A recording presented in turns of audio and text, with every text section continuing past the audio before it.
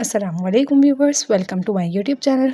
Please click the subscribe button and hit the bell icon ताकि आप नई videos की नोटिफिकेशन मिलती रहे। Assalamualaikum student, welcome to class 4।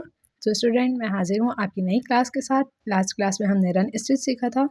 अब हम रन स्टिच से ही मज़ीद हम तीन स्टिचेस देखेंगे कि कैसे हम रन स्टिच से ही मज़ीद 3 स्टिचेस अलग अलग तरीके के बना सकते हैं। तो इसके लिए मैंने एक कंट्रास्ट कलर ले लिया है। पहले हमारे पास एक डार्क कलर था जिससे हमने बेस बनाया यानी कि रन स्टिच बनाई। अब रन स्टिच को ही हम कैसे मज़ीद अच्छा बना सकते हैं, उसके लिए मैंने एक कंट्रास्ट कलर के लिए लाइट कलर ले लिया है, बिल्कुल बेबी पिंक है ताकि ज़्यादा वाज़े रहे। अब देखें, रन स्टिच की एक कॉर्नर से हमने निकाल लिया है अपने धागे को, और अब हम अपनी सुई को लेकर जाएंगे हर स्टिच के नीचे से और ऊपर की तरफ निकालेंगे, यानी नीचे से उस स्टिच के अंदर डालेंगे और ऊपर की तरफ से अपनी सुई को निकालेंगे। इसी तरीके से हम पूरी लाइन को बनाएंगे। ये देखें, जिस तरीके से आपको नज़र आ रहा है ना इसमें, इसी तरीके से हम पूरी लाइन बनाएंगे। ये कंट्रास्ट धागा इसमें से निकालते हुए इस चीज़ का ध्यान रखना है कि ये हमारे धागे के नीचे से निकलना चाहिए, आपके कपड़े के नीचे से ना निकले। ये देखें, अभी हमारा कंप्लीट हो चुकी है लाइन। देखें, अगर हम कंट्रास्ट इस तरीके से बना सकते हैं तो ऐसा लगता है हमारा सिंगल है। अब हम इसको डबल भी बना सकते हैं, सिंगल भी बना सकते हैं। डबल के लिए अब मैंने क्या किया, दोबारा से इन्हीं स्टिचेस में नीचे से ऊपर की तरफ निकाला है। पहले भी हमने ये किया था, नीचे से ऊपर की तरफ निकाला था, लेकिन पहले हम उल्टी साइड से सीधी साइड की तरफ आए थे। अब हम सीधी साइड से दोबारा उल्टी साइड की तरफ जा रहे हैं। इस तरीके से हम पूरी लाइन को बना लेंगे और ये देखें, बनने के बाद ये ऐसी लग रही है। हमारा एक डिज़ाइन बन गया। अब हम दूसरा डिज़ाइन स्टार्ट करेंगे। अब इसमें हमारी रन स्टिच की 2 लाइन्स यूज़ होंगी, इसलिए मैंने पहले से ही बनाई हुई हैं। अब इसके लिए हम क्या करेंगे, ऊपर वाली लाइन की तरफ से हमने निकाला है, सिर्फ ऊपर वाले पहले स्टिच में से हम निकालेंगे।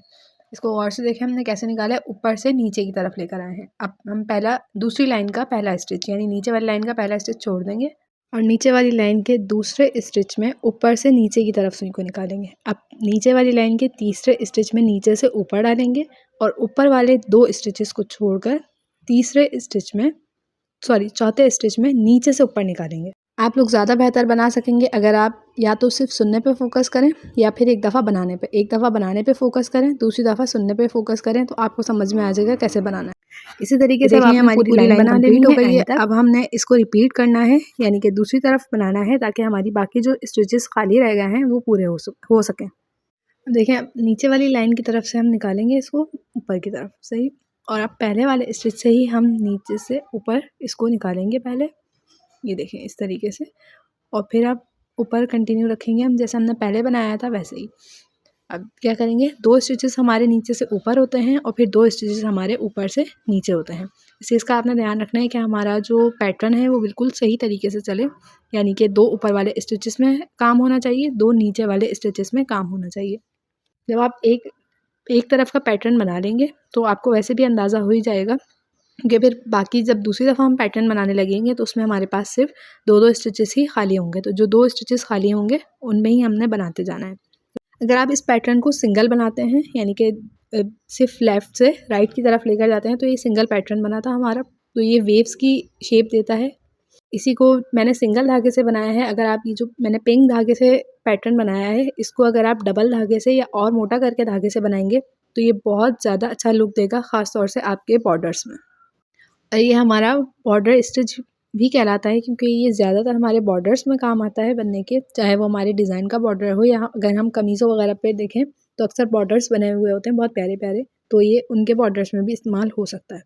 हर स्टिच के साथ मैं आप लोगों को ये गाइड करती जाऊंगी कि कौन सा स्टिच हमने बॉर्डर्स में यूज़ करना है, कौन सा फिलिंग के लिए यूज़ करना है, क्योंकि हमारे पास मुख्तलिफ तरीके के स्टिचेस होते हैं। लाइक फिलिंग स्टिचेस होते हैं, कुछ स्टिचेस ऐसे होते हैं जो हमारे बॉर्डर्स और फिलिंग दोनों के लिए इस्तेमाल हो सकते हैं, कुछ ऐसे होते हैं जो सिर्फ फिलिंग के लिए ही इस्तेमाल हो सकते हैं।